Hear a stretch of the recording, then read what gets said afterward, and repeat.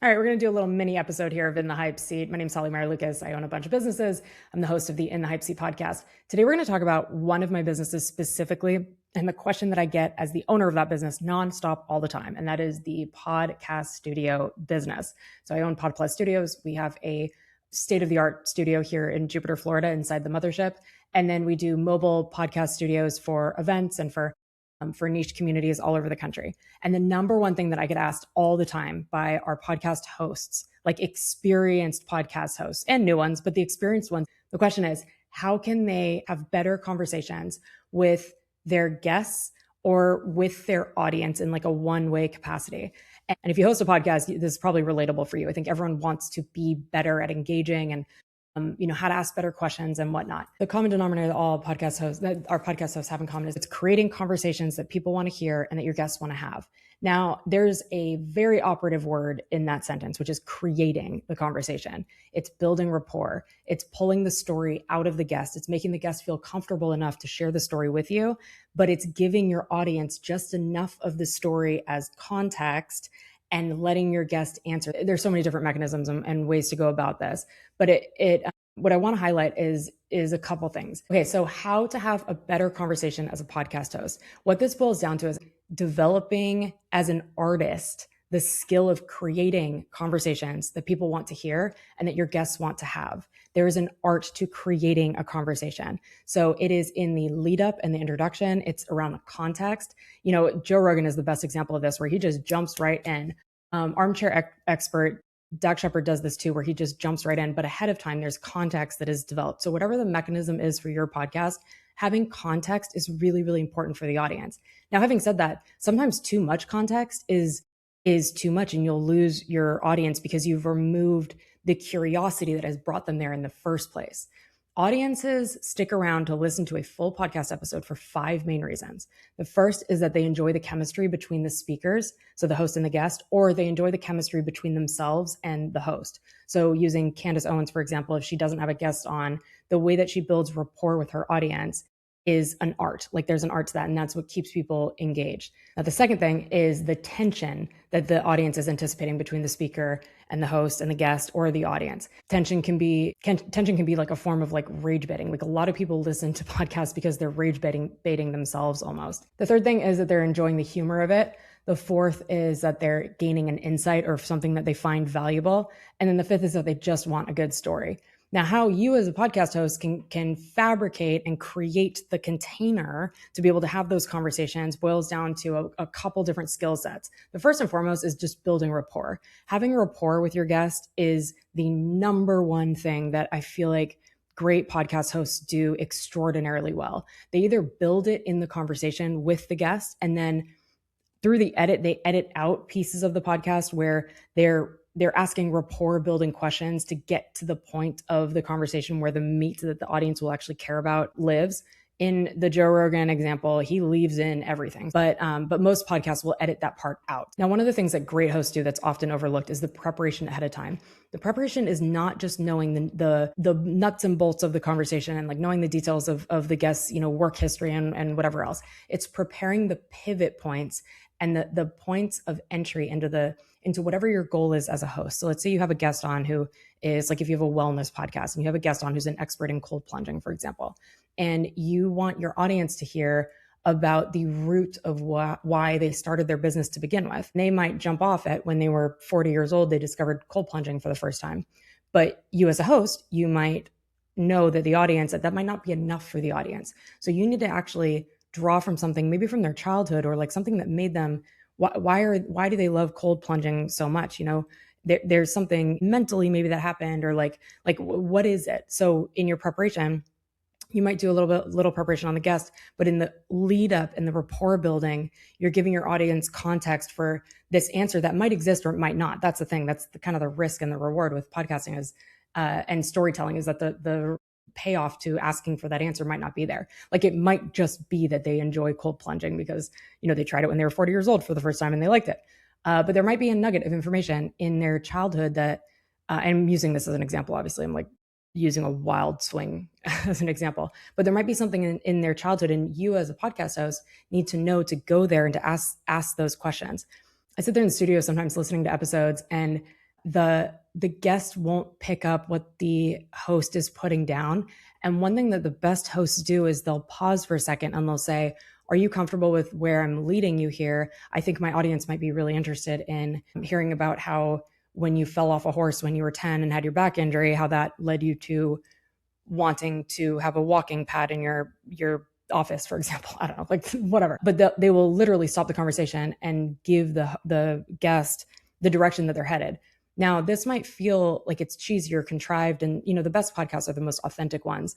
And I've witnessed very authentic podcast hosts do this, where they'll stop and give the guest more context because the host knows their audience best. And so the host knows that the audience is going to care about this one thing, and if it's there to unpack, then they'll lead them there. The best podcast hosts create trust, curiosity, and momentum at the same time. Like the best conversations emerge out of the podcast host building trust with their guest, having built trust with their audience as well. Like that's what happens when you first start a podcast. You have to build trust with your audience first and foremost. But in the conversation, the host is building trust with the guest and then building curiosity through the conversation on what the theme is going to be of the conversation. So building curiosity with themselves. And that is kind of where the best hosts do fake the funk a little bit. Like they'll pretend to be more curious in something that they already know where they're headed intentionally, because you as an audience might not have done the research, or you definitely haven't done the research that they have. Ed Milet does this really well.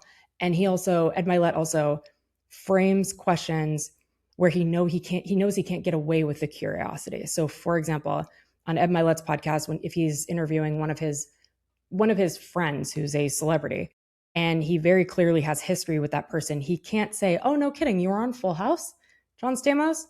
Like he has to frame it in a way that the audience will appreciate, but also be curious about it. So he can say something like, you and I know from your days on Full House, because I was whatever, you and I know that. But for the audience, like it's literally as simple as sometimes saying just for the audience. That framing of the question is really, really important to do right by your audience if it's something that you feel as a host that they're not going to understand.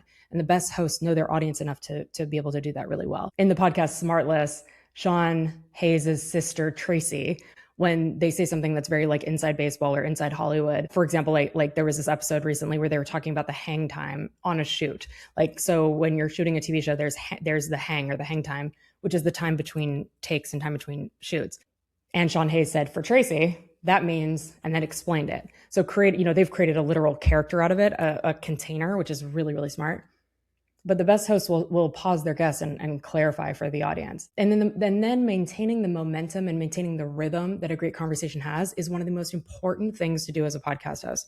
The best podcast hosts bail on their cards and maintain the rhythm and momentum that they're having with the guest if that's going to be interesting for the audience. As a listener, I'm sure anyone listening can relate to this. It is the worst when someone gives a juicy, great answer, but the host is laser focused on their prerogative and their questions, and they don't ask a follow-up question. The magic in a great conversation is in the momentum and the rhythm, and oftentimes that's found in the follow-up question and then the derivative that comes from that. And in a conversation, if you end up keeping that content in the episode, if the editor feels that it's great content, then they'll leave it in, right? If you after the fact feel that it isn't relevant, then you can bail on it. But at least you'll have explored the potential for a rabbit hole. I love it when a host dives down a rabbit hole. At least you'll have explored it at that point. Now, being that I own a podcast studio, obviously you don't want to burn all of your conversation time or your studio time on exploring various rabbit holes, but that's where preparation comes in. The very, very best podcast hosts are prepared. They know where they're headed. They know the theme of the conversation. If there's an Easter egg along the way that is a derivative in a rabbit hole that they can dive into in the interest of keeping the conversation curious and engaging, they're not going to mess with that momentum and rhythm, but they are prepared in terms of the direction that they want to take the conversation. And the last thing that I'll say that great podcast hosts do in terms of the art of creating a conversation is they give the audience bits and pieces of the behind the scenes. I mentioned Armchair Expert does this really well, where Dax and Monica will host their guests, and you'll hear, before they start doing it on video, actually, as a listener, you would hear them getting situated, and you would hear the BTS, the behind the scenes of what was happening.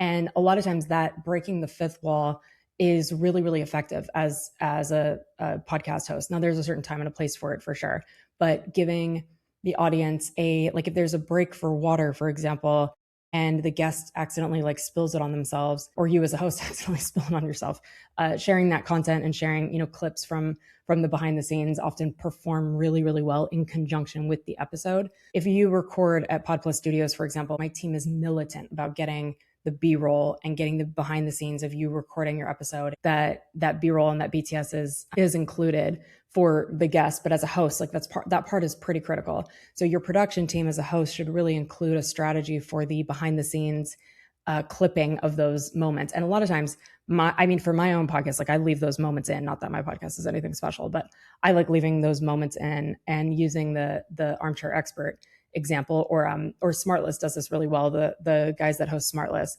they will say something that ends up being left in that feels like it's happening off camera, but that builds rapport with your audience. So that summarizes it in my words. I also have a list. I'm going to put it up on the website on podplusstudios.com on our blog of 10 ways you can improve your conversations as a podcast host. The first one, I'm going to jog over them really quickly. The first one is be more prepared than you think you need to be. The best podcast hosts take preparation seriously, and they research, the guest background and recent projects backwards, forward, sideways, but they take it a layer deeper to really know their story in the back of their head before the recording starts, so that what I mentioned before about going down derivatives and rabbit holes of conversation, you can do that. So if the guest says something interesting, you have your goal as the host in the conversation, but you've done enough research to know that what they mentioned might be interesting because it didn't show up in your research, for example. So that might be interesting to the audience. Number 2, the best hosts lead with curiosity. Curiosity is one of the most powerful tools a podcast host can develop. And that is a skill that you can develop. You don't want to be cheesy about it. You want to stay authentic, but approach every conversation from an epically curious standpoint, and your audience will appreciate it because more than likely they're curious as well. Having curiosity builds trust, and trust always creates better conversations.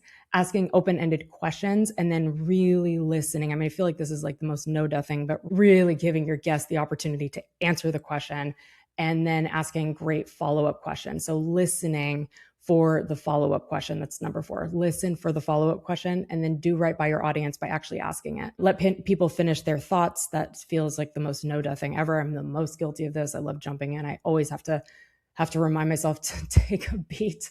And any podcast host with like ADHD, I feel like struggles from this.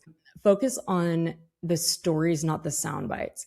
So this is something that I think our generation of podcasting has kind of ruined a little bit. Now, this is something that kind of ebbs and flows with your podcast strategy. If your podcast strategy is a bunch of clips, like if you're a clipped podcast, then this is great advice to ignore. But podcasts build emotional connection. And when the guest shares a very specific experience or a vulnerable experience, you want your listeners to be able to like really sit with it and visualize it and relate to it. And so if you're focused on getting the clip, the story might not transform in a meaningful way that the audience is experiencing when they're listening to the audio version. So don't always be laser focused on the clips and the sound bites. Really focus on the story, and the clips will naturally emerge. Pay attention to when energy shifts. This is some great advice. Pay attention to when energy shifts of your guest.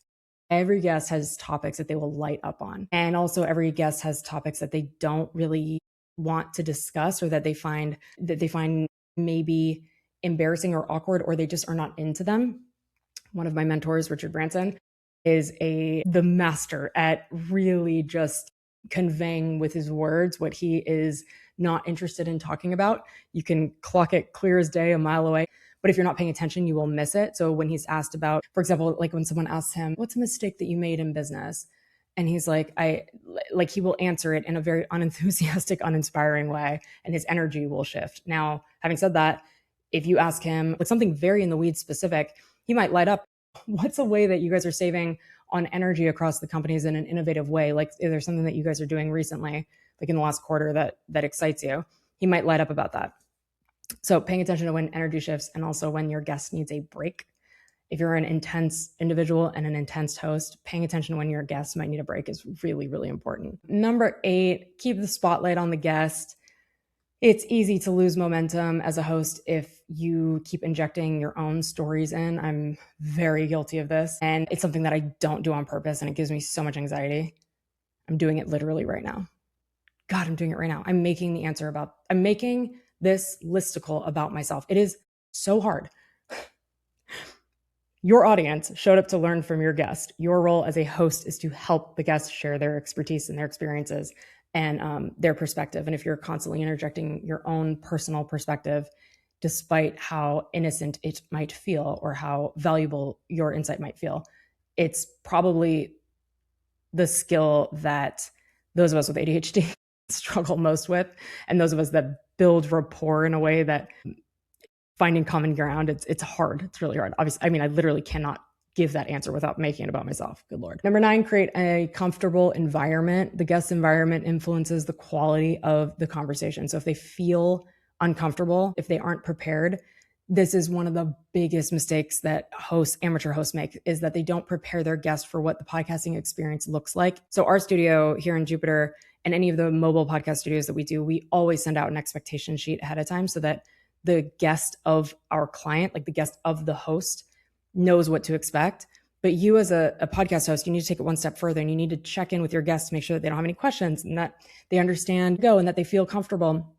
The worst is when the guest is nervous.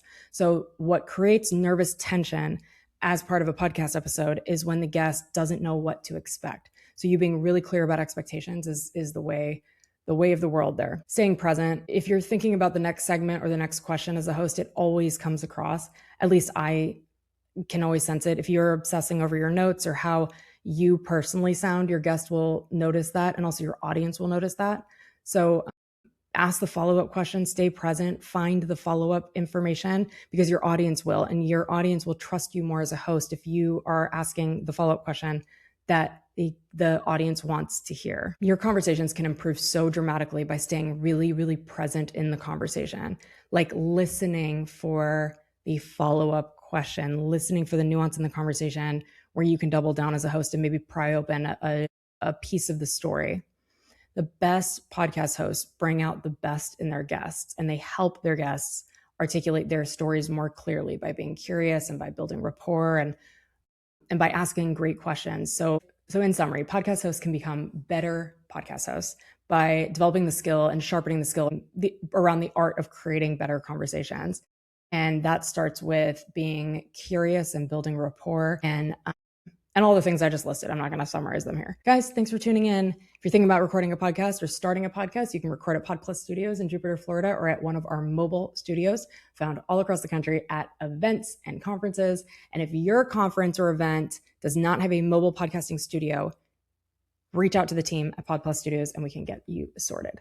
Whether you're launching your first show or recording with a guest in our Jupiter studio or in one of our studios, producing a live podcast from a conference, or elevating an existing podcast experience, our team helps you focus on the conversation, and we handle all the production and the editing and the back end, and we can help you give it a full send. So thank you for joining, and toodles.